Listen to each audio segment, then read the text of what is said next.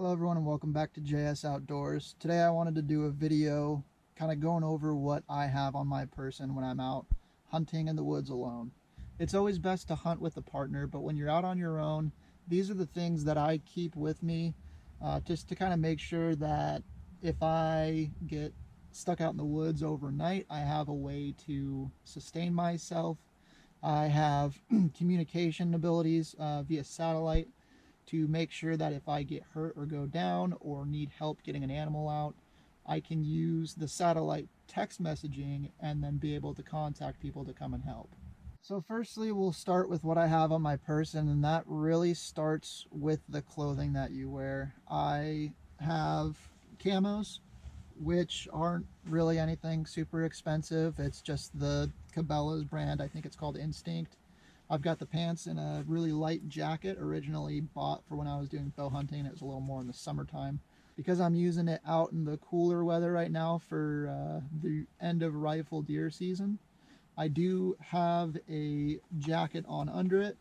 Not camo at all, but it does have kind of these little heat fibers, which keeps heat in, kind of works a little bit like a space blanket, so that keeps me warm. Under all of that, I have thermals top and bottom, so that way I can stay warm, especially when I'm out on a clear cut and I have that headwind blowing against me all day. So also make sure you have a good pair of socks. Socks can make or break it, and I always carry usually extra socks with me in case I get soaked. The boots I wear, currently I'm wearing some Danner hiking boots.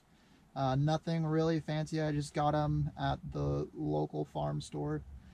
They seem to work really great. They're really lightweight. I don't remember the brand offhand, but the biggest thing is just going to be make sure you have something with ankle support so it goes above that ankle and then it's lace up. There are some boots out there with a ratcheting style and it kind of takes away from the need for laces. I've seen a lot of people like those style of boots, but I have also seen those boots fail. The fail is usually in the ratcheting mechanism, and it doesn't really hold as tight as I want it to, so I just stick with the regular laced boots. Lastly, I also keep gloves on me. I have some lightweight Oakley gloves that I'm carrying right now. Again, it's not super cold out, but it's nice to have something kind of covering your hand and breaking the wind from beating against your bare skin. So moving on from clothing, usually what I also have on me at all times, so stuff that I usually don't strip off, is the binoculars pouch. This is the Mystery Ranch pouch. It's their original, I think they're on like a Gen 2 now, where the flap, Gen 1 flap kind of opens up towards you, and the Gen 2, I believe, opens away, which is a little bit easier, because anytime I need to access anything, I have to tuck that flap kind of up under my chin, or else it does kind of just get in the way. From there, I have binoculars. I'm right now using the Nikon Aclons. They're not great, but they're not bad. They work for what I need at the moment. So moving on to the front pouch, I have a Right in the Rain notebook. If you don't already, I suggest going with Right in the Rain. It's a really great product. I use it for my day job. I use it when I'm out here. I use it just about all the time. Really easy to write on. It's great for when it's out and you have rain. We have a little bit of rain today, but I've used these in pouring down rain, and you're able to write and get what you need done. When you're using Right in the Rain, I suggest a pencil. This is a mechanical pencil. I prefer the mechanical pencil so I don't have to sit there and sharpen it every time, and you can keep multiple pieces of lead in there. Pencils are going to be key. If you try to use like a ballpoint pen or a Sharpie, it'll bleed during the rain. Or when you have a really saturated piece of paper, I've found that pencil is the go-to way to write with the Right in the Rain. Continuing with the Right in the Rain trend, I have range cards. I have a video on this and we'll link that. But these range cards are great because it gives you the ability, when you've set up somewhere where you want to stay, like usually on a clear cut for me, I'll kind of find some fixed points that I can map out on that range card, and then I'll draw distance from that, so I have a quick acquisition to how far my shot's going to be. Lastly, in the pouch is going to be a compass. Compasses are great. This one has a mirror in it, so you can signal with it as well. The more you can have a multi-use tool in your kit or what you're carrying, the better, because that means you can lessen some of the weight. So I also carry smoke in a bottle. This stuff's really nice because you can figure out which way your wind's going. It's important, especially when I first get on a clear cut. If I haven't been there, I can kind of see what that wind is, how that wind's behaving, and then determine how I'm going to hunt that clear cut. Usually clipped on the side, or if I have the backpack on, I'll clip it onto the backpack, is a GPS and a Garmin InReach. Both of these are Garmin brand. I have always used Garmin brand, so it's familiar to me. I'm sure there's a lot of other great tools out there.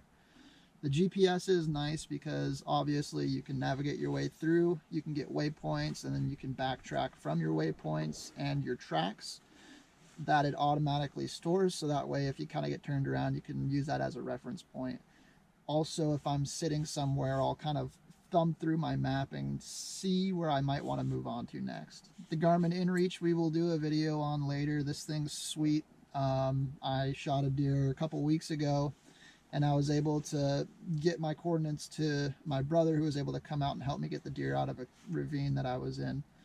So the other great aspects of it is it has the SOS feature, which is a little flap that you push up and then you hold the button, and then what that does is it contacts the Garmin staff, who are staffed 24/7, and it sends them a coordinate, and they're able to kind of facilitate getting rescue your way. They'll communicate with you through the process, and it's really nice when you're out alone because you don't have the ability to turn to someone for help. So this is kind of your lifeline when you're out in the middle of nowhere and you have no service. So moving down to the waist section, I always carry some sort of sidearm, firearm, whether it's archery season or rifle season. This one's a Glock 22, which is a full frame 40 cal. And I also usually have a spare mag in my backpack. On the other side, I have a skinning knife. This thing is sweet. This is Outdoor Edge swing blade, and you push this button here and it'll swing up and then kind of give you different options for what you need at the time. This thing keeps an edge really well. I'm really happy with this. I actually had a buddy give it to me because he was so happy with the one he had. Skinned, gutted, clean, and cut up my deer with this. But yeah, super happy with this knife. If you don't already, go check them out. They're pretty sweet. So the rifle that I use is the Ruger American. This is chambered in 30-06. I do have some rounds that I loaded myself and have worked great. It's a 165 grain Hornady SST is the bullet. I don't have the exact load data, or else I'd give it offhand, but I just don't remember how I loaded it because it was a couple years ago. So moving on to the optic, it's going to be a Vortex Diamondback. It's a 3-12 by 42. This thing is really sweet, super crystal clear, and I'm really happy with it. So this is the stuff I always have on me, whether it's getting out of the truck to go check over a ridge or getting out to take a leak. This I believe is the most important stuff to have on you, kind of when you're in one spot, kind of by the truck. However, I do use my truck as kind of a base camp, a mobile base camp, and my backpack would be the next thing. So let's get into the backpack. All right, so for the pack, I have a 511 Tactical. This is the 12-hour Rush, so it's the Rush series backpack. It's not a hunting backpack, but it does everything I need. It's really easy to organize stuff, which is why I choose it to use as a hunting pack. So firstly, and probably most important, is the hydration. So I use the Source Hydration 2-liter pouch. So these clips I got on Amazon, they're nothing special. I just kind of found some random clip on Amazon, but they work well. So you clip in your straw here, and it's kind of out of the way and not dangling all over the place. You can kind of tighten it up, have it up, bring it down, whatever you need. And this pouch right behind the straps here is the access to your hydration bladder. It's got a little hanger and then a little opening so that you can get that straw through. So next is the rangefinder. I keep this right on the backpack here, but I take it out if I'm dropping the backpack or leaving it in the truck. I'll throw it in a pant pocket, and then that way I can still access it pretty easy. The biggest thing with rangefinders is making sure that it is rated for well over the distance that you're comfortable to shoot, because in fog or rain, sometimes it limits the ability for it to read out as far as you would like it to. So it won't always get that max range that it lists on the box. The other big thing is just really make sure that it's waterproof. So from there, we'll go into the main compartment. The other nice thing about these 511 backpacks is you can zip them open and really just kind of lay them out.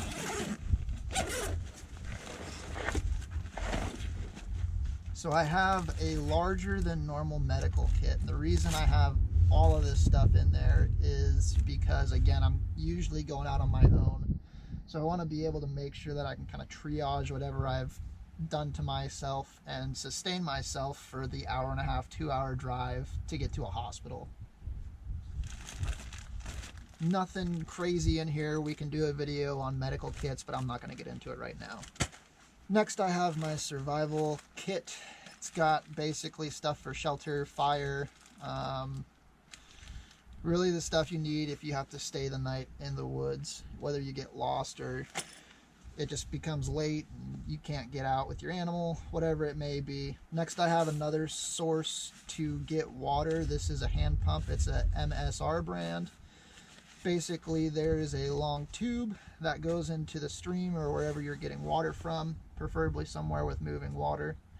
And you basically just pump it and then it comes out the base of the unit itself.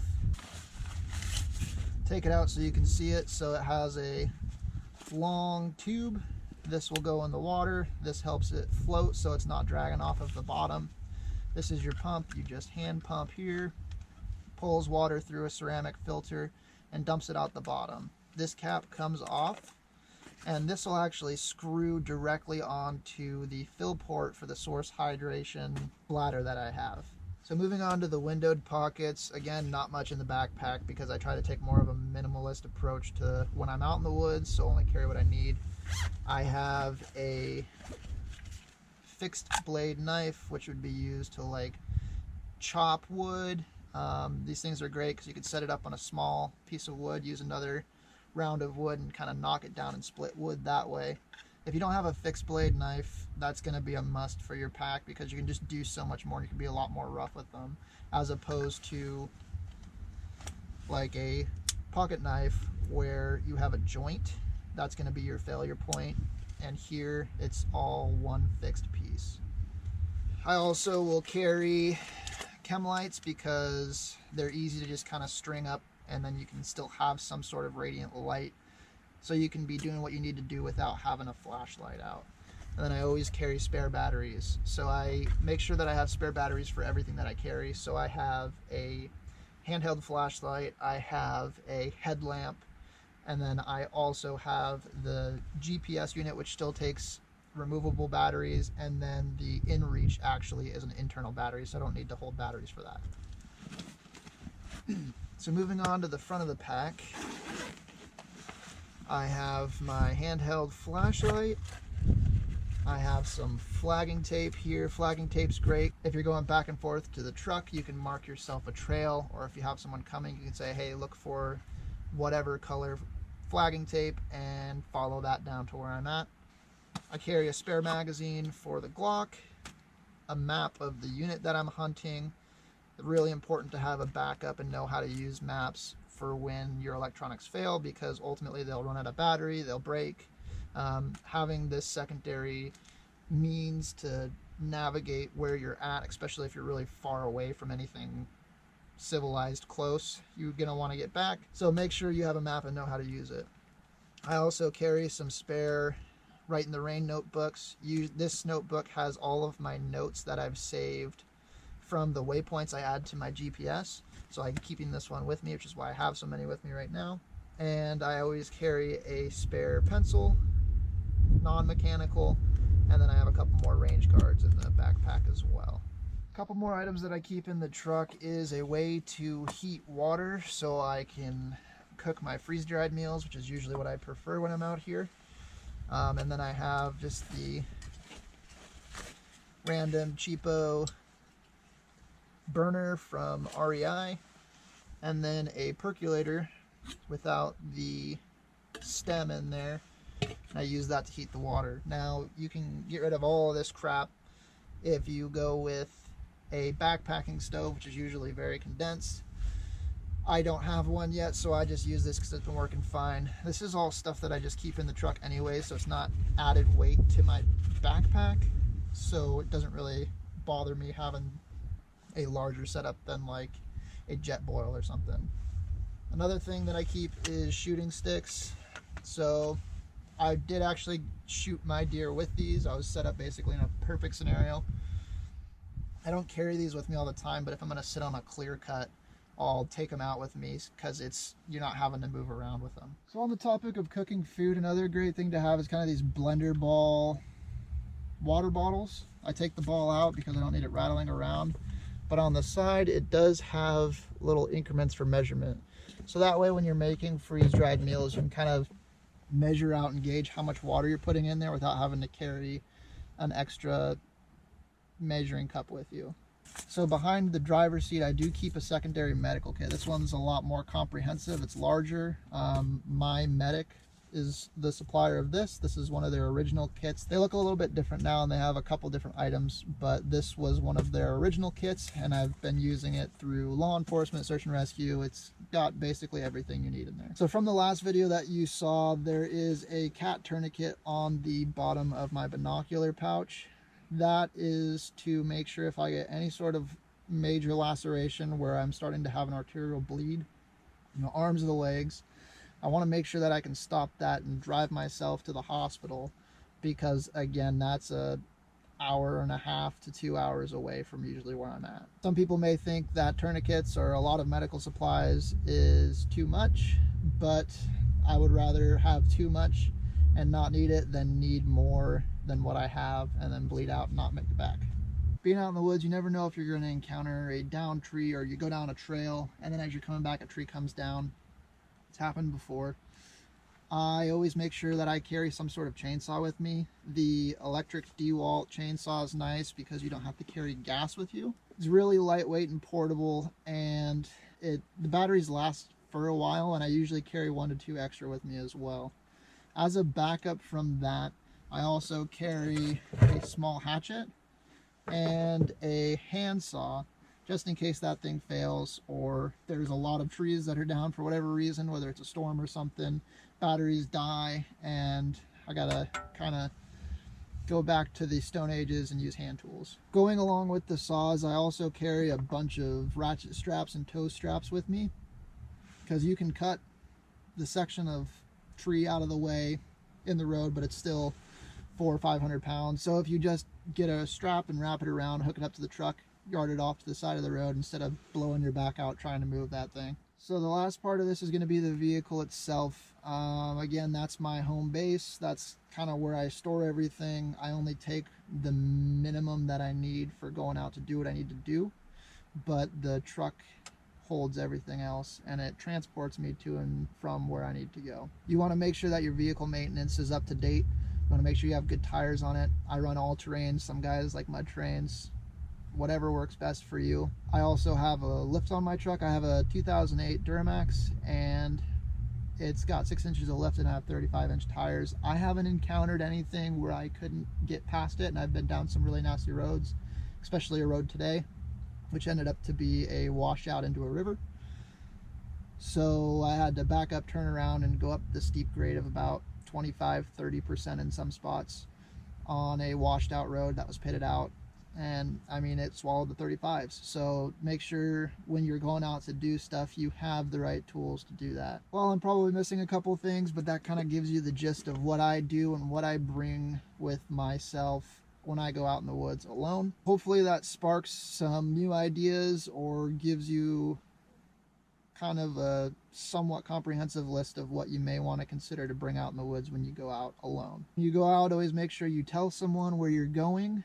I use the InReach Mini 2 from Garmin, and that works only when it works. So if no one knows the general area in which you're going and that piece of equipment fails, then they don't know where to send people to come help you if you go past your designated time to return. So make sure you're prepared and you have a game plan and someone knows where you're at. All right, everyone, thanks for watching the video. Be sure to like, comment, show me things that you want more of an in-depth review on, any other videos that you would like to see, or loadouts that you'd like to see.